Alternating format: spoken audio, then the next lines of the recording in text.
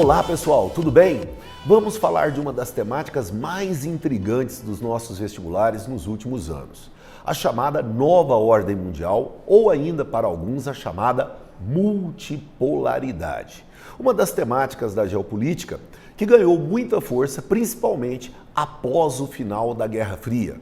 Aquela ideia de que a oposição leste-oeste daria lugar então para uma oposição norte-sul.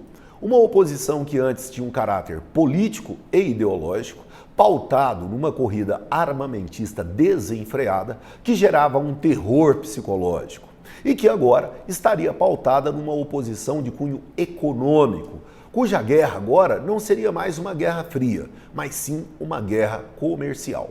Mas é fundamental que venhamos a entender como que esse processo se dá. Então nós estamos colocando aí para você uma referência de como a situação real ao final da Guerra Fria iria gerar essa nova ordem mundial. Então alguns pontos principais. Primeiro, você entender o papel dos Estados Unidos, que enfraqueceram do ponto de vista econômico e político internacional pós-guerra do Vietnã. Isso também afetado pelos efeitos do primeiro choque do petróleo. Outro aspecto importante é entendermos a dinâmica de crescimento de duas macro-regiões, o Japão, na Bacia do Pacífico, e a Europa. Os países recuperados economicamente no pós-guerra começam a ganhar espaço e a disputar o mercado econômico internacional juntamente com o Japão. O Japão que iria chegar à condição de segunda economia mundial já na década de 80. Ao mesmo tempo, é importante entender a dinâmica de declínio econômico propiciada por fatores como a guerra do Vietnã e também os efeitos do primeiro choque do petróleo, o que forçava uma revisão do cenário geopolítico internacional no início dos anos 70 e final dos anos 60. Outro aspecto é o enfraquecimento. De quem? Do lado oposto, o bloco socialista, a então União Soviética, que na década de 80 vivenciou os efeitos da perestroika e da glasnost, iniciando um processo de abertura política e econômica que acabaria por determinar a sua desintegração em 1991 de forma definitiva. Porém, antes disso, em 1989, acabou determinando a queda do Muro de Berlim. E isso, consequentemente, forçava uma série de efeitos. Dentre eles, podemos destacar a redução do ritmo de investimentos no setor armamentista, a necessidade de firmar políticas de desarmamento entre as superpotências. Veja, esse é o aspecto militar da questão. Mas, ao mesmo tempo, nós tínhamos o quê? Uma dinâmica que determinava também o enfraquecimento econômico. E essas transformações geravam uma reestruturação, tanto do lado socialista, com a fragmentação e a queda do Muro de Berlim.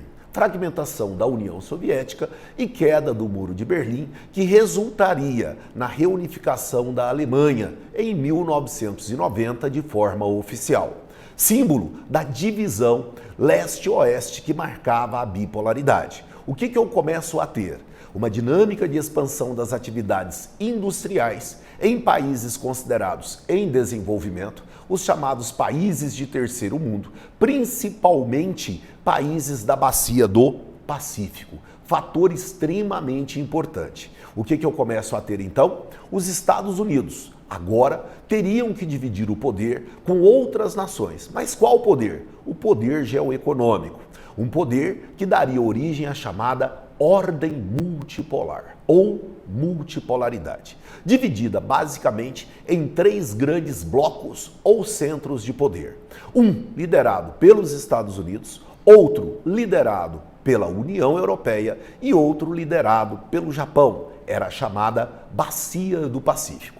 Como você pode observar na ilustração que colocamos para você, identificando a ideia de uma multipolaridade com base em uma oposição geoeconômica que caracterizaria uma guerra comercial. Ou seja, a chamada Guerra Fria dava espaço para uma guerra comercial. Ou seja, era substituída. E o mundo acreditava, no final dos anos 80 para início dos anos 90, que o mundo seria dividido em 3 blocos de poder geoeconômico.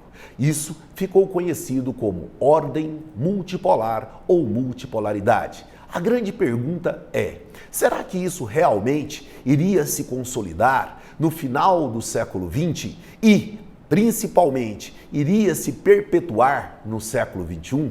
Indagações que serão respondidas nas próximas aulas. Eu aguardo você para você acompanhar os efeitos desse processo dentro do final de um século e início do outro, ou seja, as transformações que marcaram o final do século XX e a estruturação geoeconômica do início do século XXI. Até a próxima e um grande abraço!